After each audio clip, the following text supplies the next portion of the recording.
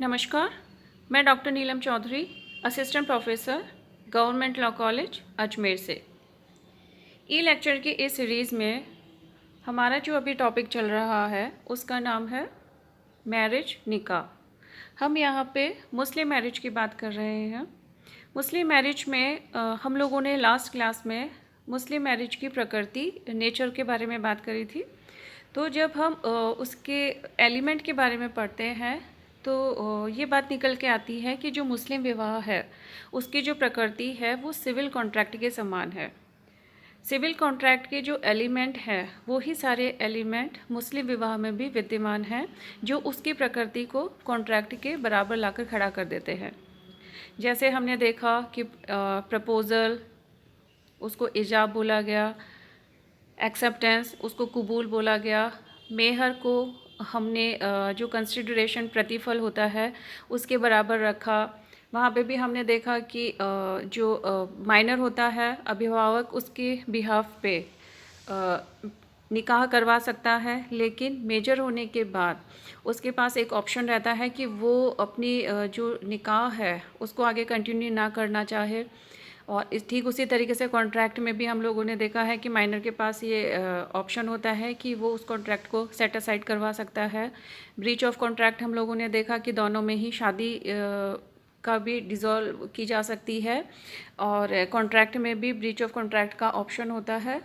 और जिस तरीके से कॉन्ट्रैक्ट में आप कंसिडरेशन के लिए क्लेम कर सकते हैं, मेहर के अमाउंट के लिए भी जो वाइफ है वो कोर्ट में जाके क्लेम कर सकती है।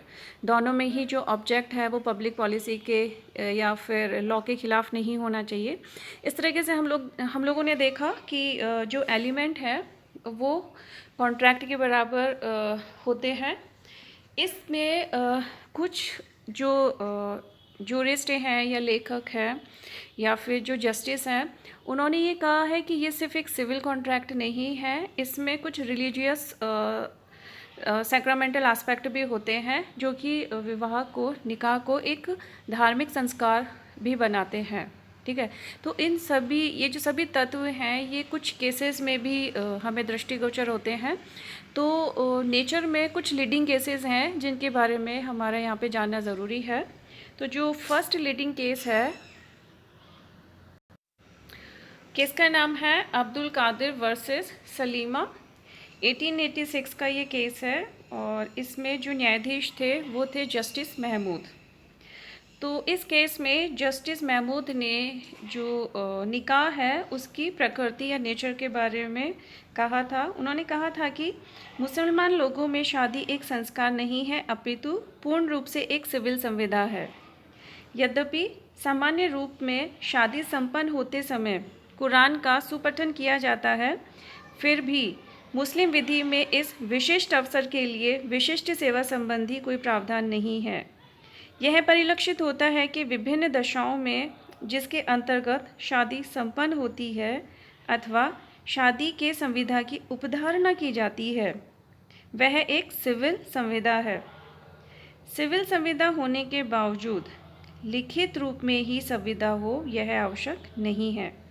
एक पक्षकार द्वारा इस संबंध में घोषणा अथवा कथन और दूसरे पक्षकार द्वारा सहमति अथवा स्वीकृति होनी चाहिए,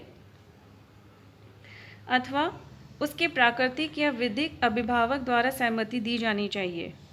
यह सहमति सक्षम और साक्षीगणों के सम्मुख व्यक्त होनी चाहिए। इसके अलावा परिस्थितियों के अनुसार निश्चित प्रतिबंध भी आरोपित किए जा सकते हैं। तो जो जस्टिस महमूद थे उन्होंने विवाह की प्रकृति के बारे में ये वाली बात कही। साथ ही जो जस्टिस महमूद थे वो इसको सिविल कॉन्ट्रैक्ट मानते थे, लेकिन वो बेली की इस विचार से भी सहमत थे कि विवाह जीवन की पवित्रता के लिए होता है। तो उन्होंने जीवन की पवित्रता के लिए जो बेली साहब ने कही थी बात, उससे वो पूर्ण रूप से सहमत थे। और उन्होंने यह भी कहा कि इसका एक अलग पहलू भी होता है, जिसके बारे में कहा कि जो विवाह है उसका एक सामाजिक पक्ष भी होता है।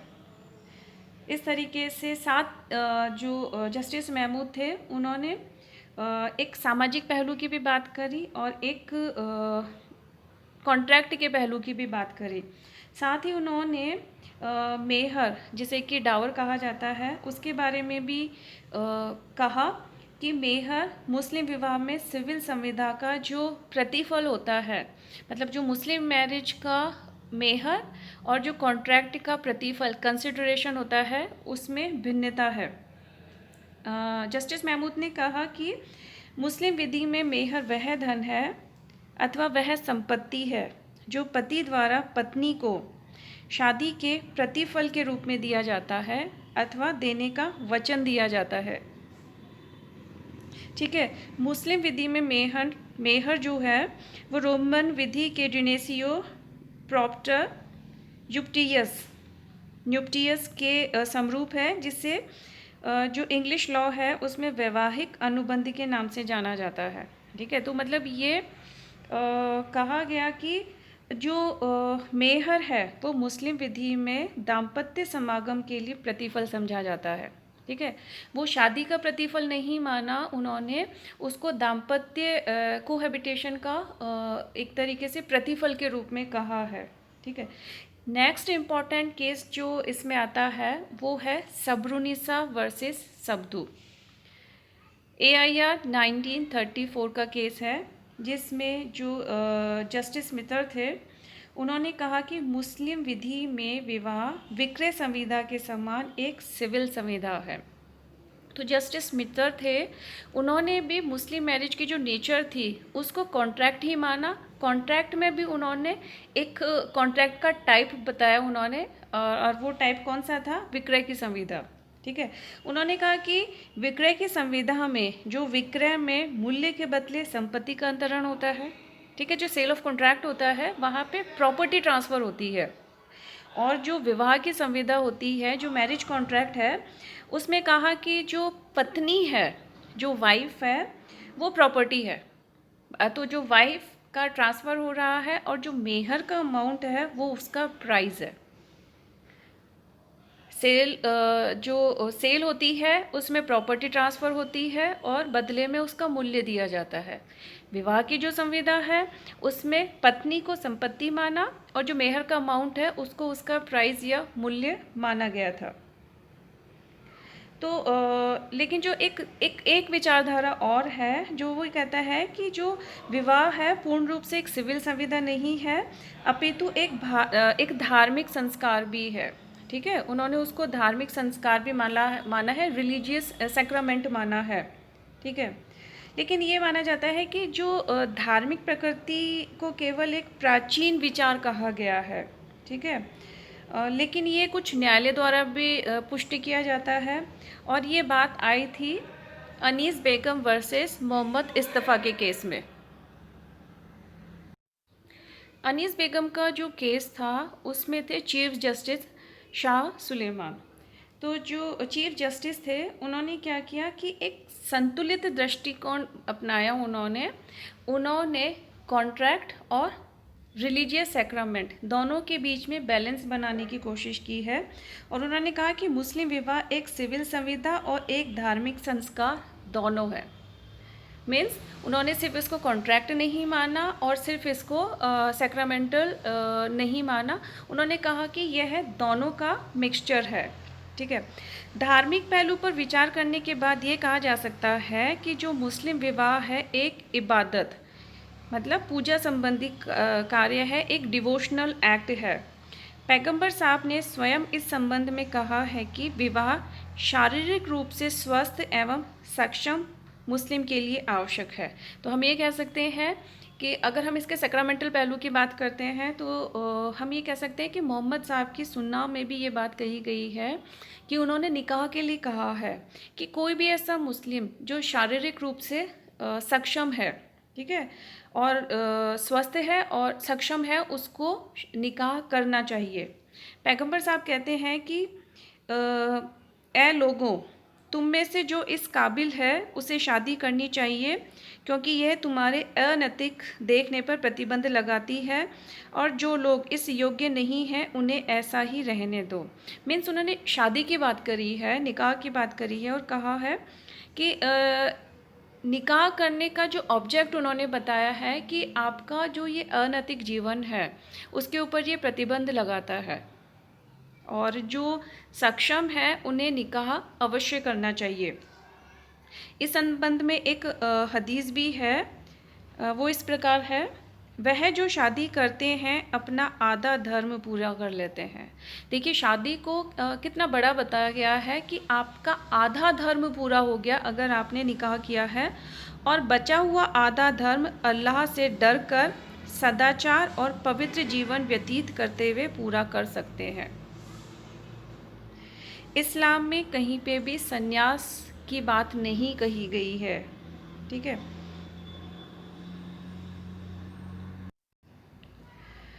इस्लाम में वर्णन है कि अल्लाह ने 3 ऐसे लोगों की मदद करने का वायदा किया है। पहला वह जो अपनी स्वतंत्रता स्वयं खरीदता है, दूसरा वह जो विवाह करता है, और तीसरा वह जो अल्लाह के लिए लड़ता है, ठीक है। तो कुरान शरीफ में भी जो मैरिज है उसको बहुत ज़्यादा इम्पोर्टेंस दी गई है, और इस तरीके से मोहम्मद साहब की सुन्ना में भी विवाह का वर्णन है, कुरान शरीफ में भी विवाह का वर्णन है, और एक और भी बहुत सारी ऐसी चीज़ें हैं जो बताती है कि जो मुस्लिम मैरिज है वो सिर्फ कॉन्ट्रैक्ट नहीं है, ठीक है। उसमें आती है कि सिविल संविदा से भिन्न यह भविष्य की घटनाओं पर आधारित नहीं हो सकता है, ठीक है। जैसे जब हम लोग कॉन्ट्रैक्ट करते हैं तो कई बार उसमें ऑप्शन होता है कि XYZ परिस्थितियाँ अगर होती हैं, सर्कमस्टेंसेस अगर होते हैं, तो उन सिचुएशन में जो कॉन्ट्रैक्ट है वो ऑटोमेटिकली डिज़ोल्व हो जाता है, वो अपने आप ख़त्म हो जाता है। लेकिन जो शादी का जो संविदा अगर हम उसको बोलते हैं, जो शादी है उसमें इस तरीके का कोई भी प्रोविज़न नहीं होता है। नेक्स्ट सिविल संविदा से भिन्न यह है सीमित समयावधि के लिए नहीं होता है, ठीक है।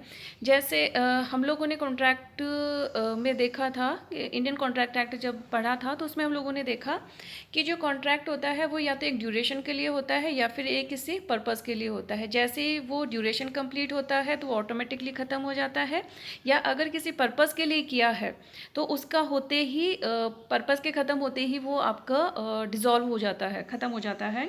लेकिन मुस्लिम मैरिज में ऐसा नहीं है, आप किसी ड्यूरेशन के लिए शादी नहीं कर सकते। सिर्फ इसका एक एक्सेप्शन है जिसे कि मुता कहा जाता है, ठीक है। मुता इसका एक एक्सेप्शन आ गया है, अदरवाइज़ आपके ड्यूरेशन के लिए शादी वैलिड नहीं मानी जाती है। और मुता को भी जो दोनों स्कूल हैं मुस्लिम विधि के, वो दोनों को नहीं मानते हैं। तीसरा है कि सिविल संविदा से भिन्न धारणाधिकार का अधिकार जो आधार है शादी की संविधा में लागू नहीं होता है, ठीक है। तो जब हम लोग इस चीज़ को देखते हैं कि जो मुस्लिम मैरिज है, ठीक है, वो सिर्फ एक सिविल कॉन्ट्रैक्ट नहीं है और ना ही ये प्योरली एक रिलीजियस सैक्रामेंट है। इसमें ये कंक्लूज़न निकलता है कि जो मुस्लिम विवाह है न तो पूर्ण रूप से सिविल संविदा है और न ही एक धार्मिक संस्कार, अपितु दोनों का एक मिश्रण है। उसमें दोनों के ही एलिमेंट पाए जाते हैं, कॉन्ट्रैक्ट के भी और आपके धार्मिक संस्कार के भी, ठीक है। आई होप आपको ये nature of Muslim marriage topic समझ में आया होगा। नेक्स्ट क्लास में हम लोग देखेंगे जो निकाह है उसके लिए कौन कौन से एसेंशियल एलिमेंट होते हैं। Thank you.